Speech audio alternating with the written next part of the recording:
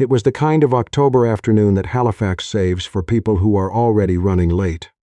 Alden Galt, CEO of Galt and Shore Development, had exactly 11 minutes before a client dinner he had forgotten to prepare for. A phone that had not stopped buzzing since 2 o'clock, and an $85 flower arrangement in his hands that his credit card had just refused to pay for. "I'm sorry," said the woman behind the counter. Her voice was perfectly even. No embarrassment, no impatience, just the steady tone of someone who had handled worse things than a declined card. It just didn't go through.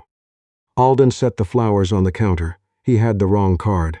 He'd grabbed his personal Visa by mistake, and he knew without checking that the fraud alert his bank had flagged 2 days ago, the one he hadn't dealt with, would be the reason. He reached for his phone to e-transfer the amount. No signal. The shop was wedged in the lower end of the Hydrostone Market, between old stone buildings that ate cellular reception for lunch. He looked up.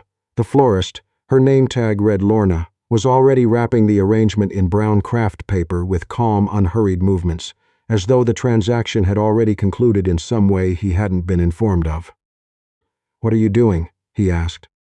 "Wrapping your flowers." "I haven't paid." She tied a length of twine around the bundle and slid it across the counter toward him. "Bring me the right card when you remember, or don't. The flowers need to be somewhere today." She said it the way someone says pass the salt. "They're ranunculus. They won't hold more than 3 days." Alden Galt had negotiated $200 million development deals.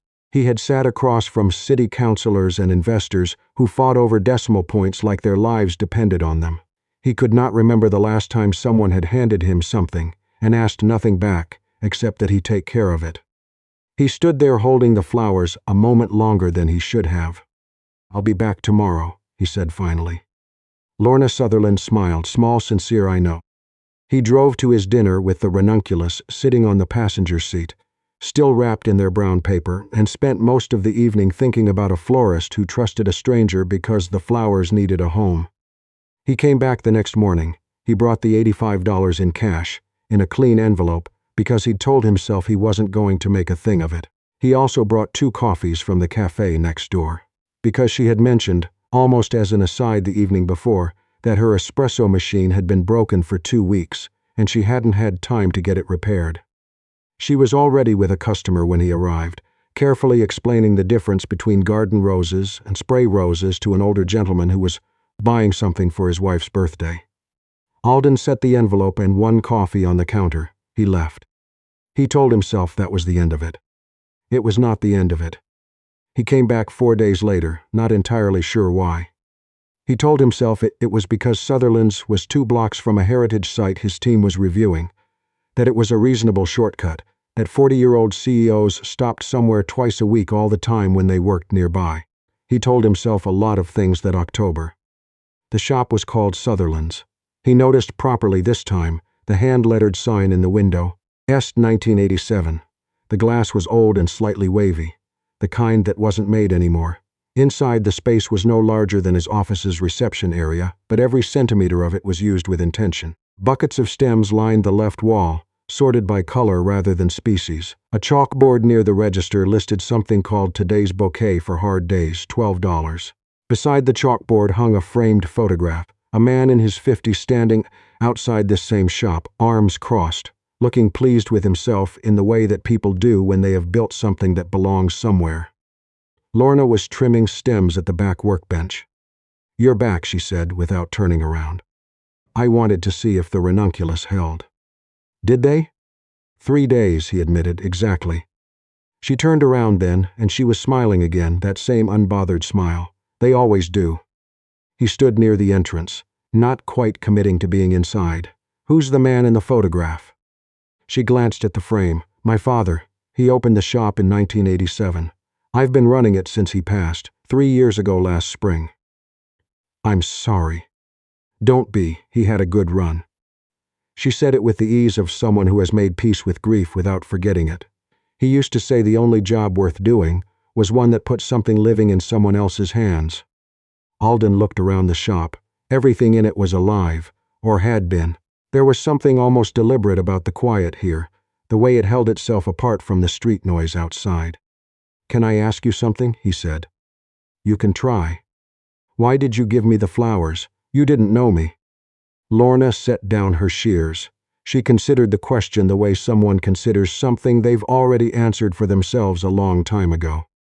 "You looked like someone who hadn't been given anything in a while," she said. "Not given, given with nothing attached. And the flowers were going to sit there." She picked up her shears again. It wasn't complicated. Alden Galt drove back to his office and spent 45 minutes in a meeting about projected ROI for a waterfront acquisition, and thought about almost none of it. He started bringing coffee on Wednesdays. The cafe next door had good dark roast, and the Hydrostone was a reasonable route from his parking garage. Those were the reasons he gave himself. Lorna accepted the coffees the way she accepted everything, without ceremony or obligation, the way someone accepts a thing they've decided not to make complicated. He learned things in small pieces. He learned that she did floral arrangements for 4 long-term care homes across HRM, at nearly cost, barely enough to cover materials and fuel. He learned that the Hard Days bouquets were priced at $12 because she'd calculated that was the amount most people could spend without stopping to think about whether they should. He learned that she got up at 4:45 every morning to receive shipments from the wholesale market, and that she had not taken a full weekend off in over 2 years. One Wednesday in mid-November, he came in to find her at her workbench with a stack of papers she was not quite looking at. He set the coffee beside her. "Everything all right?" She was quiet for a moment. "My lease is up in March." He waited. "The building sold last month. Meridian Properties. They're reviewing all the commercial tenancies." She pressed a stem into the foam base of an arrangement without much focus. "I haven't heard anything official yet. I imagine January." Alden kept his expression neutral. He knew Meridian. He had reviewed the same building 6 months ago and passed. The heritage designation made the renovation margins difficult. 17 years, she said. It wasn't a complaint. It was simply a fact she was placing on the table between them, the way you set down something heavy to give your arms a rest. "I don't know what this looks like without this address." He drove back to his office and pulled up the Meridian property file before he'd taken off his coat. The following Wednesday he came in earlier than usual, carrying coffees and, for reasons he couldn't entirely account for, a genuine curiosity about what it took to run a florist in the middle of a market where 3 chain competitors had opened in the past 5 years. Lorna put him to work.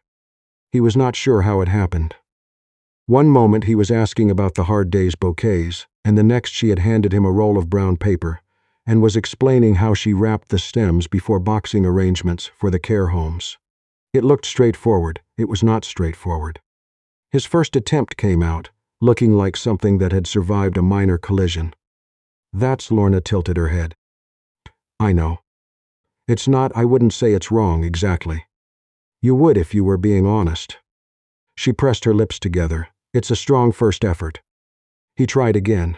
The second one was marginally better. The third actually held its shape, which she acknowledged with a nod that was clearly meant to be encouraging, but also clearly meant he shouldn't celebrate yet. He stayed for an hour and a half, longer than he'd intended, and when he finally said he had to get back, she handed him the last arrangement he'd wrapped, a reasonable one, finally, and told him to drop it at the Northwood Care Home on his way. He did. A woman at the front desk looked at the bouquet, then at him in his coat and lanyard and said, "Are you new?" "Very," Alden said. He did not mention it to anyone at the office. He came back the Wednesday after that. He was in the middle of helping restock the front display when Lorna, without looking up from the arrangement she was finishing, said, "Don't touch the white dahlias."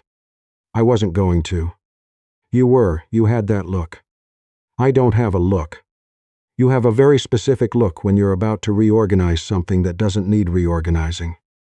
She glanced up briefly. "It's the same face you made at the stem buckets 3 weeks ago, right before you suggested I sort them alphabetically." That was a reasonable suggestion. Flowers aren't alphabetical, Alden. He moved away from the white dahlias. He had not, he realized on the drive home, thought about the Vancouver offer once that entire afternoon. It was Gemma, his executive assistant, who first said the quiet thing out loud. She set his weekly schedule in front of him on a Tuesday morning, with the practiced neutrality she'd spent 6 years perfecting. "You've been leaving early on Wednesdays.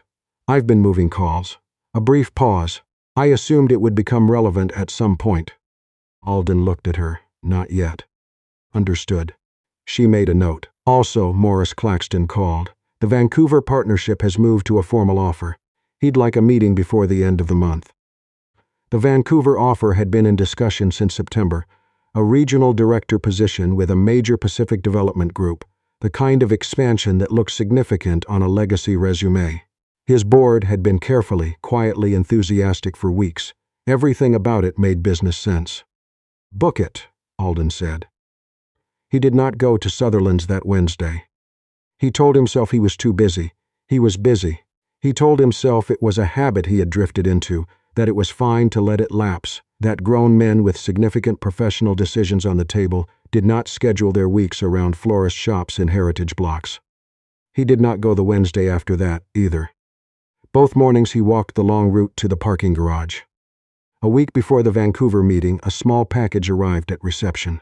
No courier, hand-delivered, the receptionist said, by a woman who had left without giving her name. A craft paper envelope, brown twine. Inside, a small dried arrangement of honesty, the translucent silver seed pods that looked like coins, tied with a single piece of ribbon. Beneath it, a folded note card in handwriting he didn't recognize. "Mr. Galt, my father kept every receipt from every order he ever filled. I found yours last month while I was going through his files. November 14th, 3 years ago. 47 white roses for a memorial service. You specified no card, just a white ribbon. Dad's note in the margin said you paid cash and told him to keep the change. He wrote, 'Good son, doesn't make a show of it.' I didn't know it was your father's service until I looked up the name. I thought you should know that someone noticed." Lorna's. Alden set the card down on his desk. He had not spoken about his father's death to anyone outside his immediate family. Angus Galt had died quietly, the way he'd done most things, without bothering people, without making demands, 3 weeks after a diagnosis that should have given him a year. The memorial had been small. A Tuesday morning, the rain coming in sideways off the harbor, 12 people in a room that could have held 100. He had ordered the flowers himself because the company accounting system required a project code for every expense, and he hadn't wanted to explain to anyone that this was not a business expense. It was just white roses. His father had always liked white roses because his mother had carried them at their wedding. And Angus Galt was the kind of man who remembered that sort of thing quietly for 41 years without ever mentioning it was something he was doing. He had forgotten he'd ordered them from Sutherland's. Hamish Sutherland had kept the receipt, had written a note in the margin, had seen a son doing something ordinary and private, and had thought it worth marking. Alden sat at his desk for a long time after that, not reading, not working, turning the small dried honesty arrangement in his hands. The silver pods caught the light from the window and scattered it in quiet pieces across the wall. His father had come to that shop, had known Lorna's father, had been, in some small way he never mentioned, part of the history of a place that Alden had been walking toward for weeks without understanding why. He thought about what Lorna had said on the first day, "The flowers need to be somewhere today." He thought about what Hamish Sutherland had written about a man he'd met once, in the margin of a receipt he'd kept for 3 years. "Good son, doesn't make a show of it." He thought about Vancouver. He thought about the Meridian file on his desk. He thought about what kind of company his father had spent 30 years building, and what kind of man he had spent 40 years trying to become, and whether those two things were currently pointing in the same direction. He called Morris Claxton the next morning. "Before Vancouver," Alden said, "I need to discuss the Meridian property." Morris was quiet for a moment. "That's a cold file. You passed on it 6 months ago. Meridian is reviewing commercial leases on the Hydrostone block. There's a florist. 17-year occupancy, heritage building, deep community ties to the neighborhood. I want the lease held at current rates through to 2027. That's not our deal to make," Morris said carefully. "Meridian needs council approval on their renovation permits. We have 2 council relationships, they don't. This is a straightforward exchange, and it costs us nothing." A pause. "My father spent 30 years building this firm on the principle that you don't acquire things for the sake of acquiring them. You build things that mean something to the people around them. I'd like to act accordingly." The silence on Morris's end was long enough that Alden could hear him thinking it through. "I'll make some calls," Morris said finally. "Thank you." "And Vancouver." Alden looked at the dried honesty stems in the jar on his windowsill. "I'll have an answer by Friday." It was the first week of December, one of those Halifax mornings when the light comes in low and gold off the harbor, and the whole city looks like someone turned the warmth up on an old photograph, when Alden pushed open the door to Sutherland's for the first time in 3 weeks. Lorna was at the workbench. She looked up. She did not look surprised. "I was wondering when you'd come back," she said. "I owe you an explanation." "You don't, actually." She turned back to the winter arrangement she was building, eucalyptus and deep burgundy dahlias, something that smelled clean and complicated. "You come when you need to. That's how it works here." He stepped fully inside and let the door close behind him. On the counter, as if they had always been there, as if she had known the exact hour he would arrive, were 2 paper cups from the cafe next door. He stopped. She looked at him with an expression that was not quite a smile, but something adjacent to it, warmer.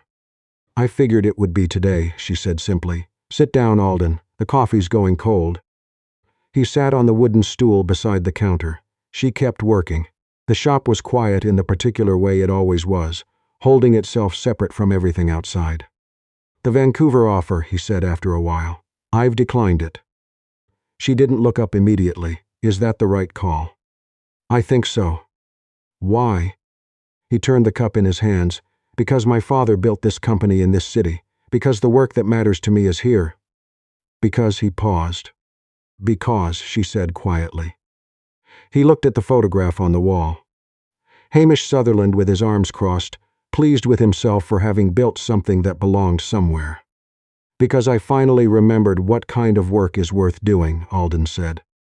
Lorna set down her shears. She picked up her coffee and turned to face him properly. "Your lease," he said. "Meridian has agreed to hold the current rate through to 2027 with a renewal option. You'll have the paperwork this week." She looked at him for a long, still moment. Not shocked, more like someone receiving news they had half dared to hope for, but hadn't let themselves count on. "You didn't have to do that," she said. "Your father kept a receipt for 3 years," he said, "because he thought someone should know a kindness had been noticed. It seemed like the right thing to do in return." The shop was quiet between them. Not an uncomfortable quiet, the kind that settles after something true has been said, and no one needs to improve on it. Lorna raised her cup slightly. He raised his. "I should warn you," she said. "I finally got the espresso machine fixed last week." She nodded toward the back counter, where a small machine sat gleaming under the light. "You can stop bringing it from next door." "I know," he said. "I'll keep bringing it anyway." She didn't argue. A few months after that December morning, a local magazine ran a short piece on heritage businesses in the Hydrostone.